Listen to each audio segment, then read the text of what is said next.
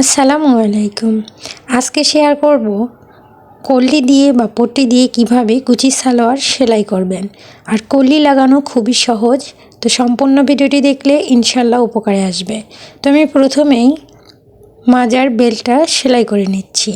তো প্রথমত বেল্টটা তৈরি করে নিতে হবে। আর বলে রাখি, যদি আজকের ভিডিওটা আপনাদের একটুও ভালো লেগে থাকে তাহলে অবশ্যই লাইক কমেন্ট শেয়ার করে দিবেন আর চ্যানেলটাকে সাবস্ক্রাইব করে পাশেই থাকবেন। তো দেখতে পাচ্ছেন আমি এখানে একটা মাপ দিয়ে নিলাম, যেহেতু এটা আমি ফিতা ঘর তৈরি করব। তো প্রথমেই আমি এই দাগ বরাবর সেলাইটা দিয়ে মাঝখানের এইটুকু অংশ গ্যাপ রাখবো। এইটুকুতে কিন্তু সেলাই দেওয়া যাবে না। তো দেখতে পাচ্ছেন এইভাবে ফিতা ঘরটা তৈরি করলে খুবই সুন্দর এবং পারফেক্ট হয়, দেখতেও খুবই ভালো লাগে। তো এখন আমি এইভাবে ফিতা ঘরটা পুরোটা সেলাই করে নেব। তো দেখিয়ে দিই, দেখুন এই সেলাইটা আমি কেটে নিলাম। আর এই তো মিডিল বরাবর যে ফাঁকা অংশটা, এখন আমি একটু উল্টো দিকে কাপড়টা আঙুলের সাহায্যে চাপ দিয়ে ভাজিয়ে নিচ্ছি। নিয়ে এখন আমি ফিতার ঘরটা যতটুকু হবে ঠিক সেই পরিমাণ একটা চাপ সেলাই দিয়ে নেব। দেখতে পাচ্ছেন খুবই সহজ কিন্তু। তো আজকের ভিডিওটা একটু বড় হলেও কেউ ধৈর্য হারাবেন না, মনোযোগ সহকারে দেখুন, ইনশাল্লাহ উপকারে আসবে। বিশেষ করে নতুন আপুদের জন্য আজকের ভিডিওটা খুবই হেল্পফুল হতে চলেছে। যারা হয়তো সেলাই পারেন টুকিটাকি, কিন্তু দেখা যায় সালোয়ারে কলি সেট করতে ঝামেলায় পড়েন, তাদের জন্যই মূলত আজকের এই ভিডিওটা করা। তো দেখতে পাচ্ছেন আমি ফিতা গোটা সেলাই করে নিচ্ছি। তো আজকে কলি সেটটা আমি একদম পানির মতো সহজ করে দেখিয়ে দিব। তো আজকে সম্পূর্ণ ভিডিওটা দেখলে ইনশাল্লাহ আপনারা আর কখনোই এই সালোয়ারটি তৈরি করতে সমস্যায় পড়বেন না, বা সালোয়ারে কলি সেট করতেও কোনো ঝামেলা হবে না। দেখতে পাচ্ছেন আমার বেল্টের কাপড়টা কিন্তু তৈরি করা শেষ। তখন আমি মাপ দিয়ে দিচ্ছি। আমার বেল্টটা কিন্তু 6 ইঞ্চি টিকবে, এখানে 6.5 ইঞ্চি আছে, হাফ ইঞ্চিটা চলে যাবে সেলাই মার্জিনে। তো এখন আমি পায়ের মুহুরি অংশটা সেলাই করে নিচ্ছি। প্রথমে এক ভাঁজ দিয়ে দেন আরেক ভাঁজ দিয়ে আমি সেলাই দিয়ে নিলাম। তো এভাবে আমি আরও একটি সেলাই করে নিব। তো দেখতে পাচ্ছেন আমি আরও একটি অফ ক্যামেরা সেলাই করে নিয়েছি। তো এখন কিভাবে কলিটা সেট করবেন সেটা দেখিয়ে দিচ্ছি। তো দেখতে পাচ্ছেন আমি সালোয়ারের যে পায়ের পাটটা রয়েছে সেটা কিন্তু আমি সিধা দিকে রেখেছি, আর পুঁটিটা উল্টা সাইড রেখেছি। রেখে এইভাবে একটা সেলাই দিয়ে নেব।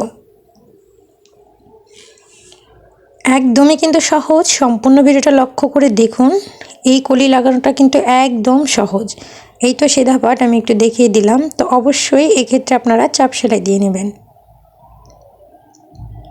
তো আমার একটা সাইড লাগানো শেষ, সেমভাবে আমি অপরটা সাইডও লাগিয়ে নিব। তো আমি অফ ক্যামেরায় এটা লাগিয়ে নিচ্ছি।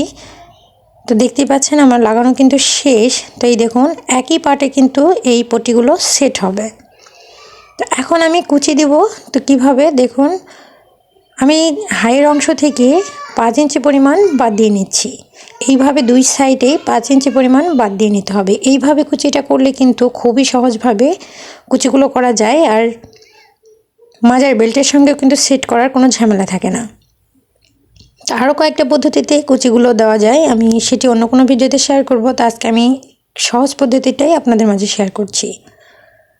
দেখতে পাচ্ছেন এইভাবে আমি কুচিগুলো সম্পূর্ণ দিয়ে নিব। আর লক্ষ্য রাখতে হবে সবগুলো কুচি যেন একই রকম হয়, তাহলে সালোয়ারটি দেখতে খুব সুন্দর লাগবে। তো দেখতে পাচ্ছেন আমি কিন্তু সম্পূর্ণ কুচিগুলো এভাবে দিয়ে নিব। আমি একটা পার্টে আপনাদেরকে দেখিয়ে দিব, সেমভাবে আমি অপর পার্টটাতেও কিন্তু কুচি দিয়ে নিব।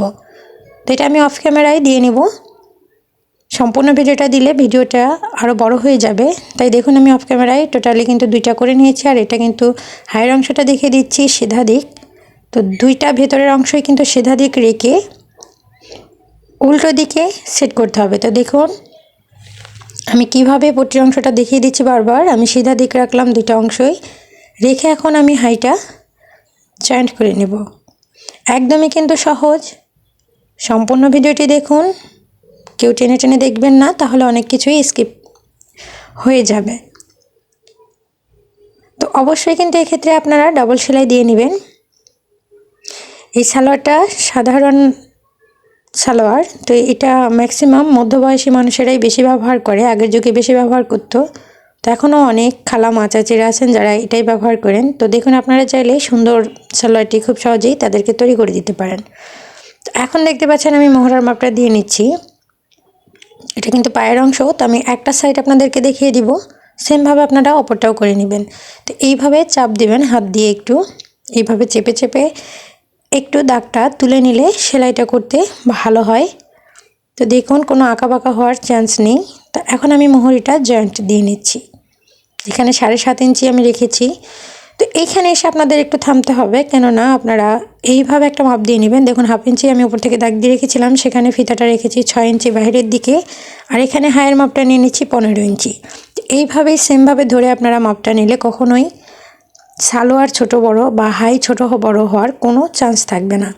তো দেখতেই পাচ্ছেন আমি এভাবে মাপটা দিয়ে সম্পূর্ণটা সেলাই করে নেব। তো বন্ধুরা, আজকের ভিডিওটা কেমন লাগলো অবশ্যই কমেন্ট করে জানাতে ভুলবেন না। তো এখন আমি মাজার বেলটা জয়েন্ট করে নিব। দেখুন আমার কিন্তু একদম সেম সেম আছে। তো আপনাদের কারো ক্ষেত্রে হয়তো ছোট বড় হতেও পারে, তো হলে একটা দুইটা কুচি দিয়ে ঠিক করে নেবেন।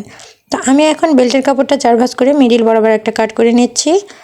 তো এখন আমি সিধা অংশটা বেল্টের সালোয়ারের ভিতরে দিব এবং সালোয়ারটা উল্টা পাশে রেখে এইভাবে পুরো বেল্টের কাপড়টা জয়েন্ট করে নেব। তাহলেই কিন্তু আমার সালোয়ারটা কমপ্লিট হয়ে যাবে। তো দেখতে পাচ্ছেন খুবই সহজ, কোনো রকম ঝামেলা নেই কলি সেট করা। আমি আপনাদেরকে একদম সহজভাবে পানির মতো বুঝিয়ে দিলাম। এখন আমি ফিতাটা তৈরি করে নিলেই আমার সালোয়ারটা কমপ্লিট হয়ে যাবে। এটা আমি অফ ক্যামেরায় করে নিচ্ছি। তো দেখুন এই তো ফাইনাল লুক। তো দেখা হবে অন্য কোনো ভিডিও নিয়ে। সে পর্যন্ত সবাই ভালো থাকুন, সুস্থ থাকুন। আল্লাহ হাফিজ।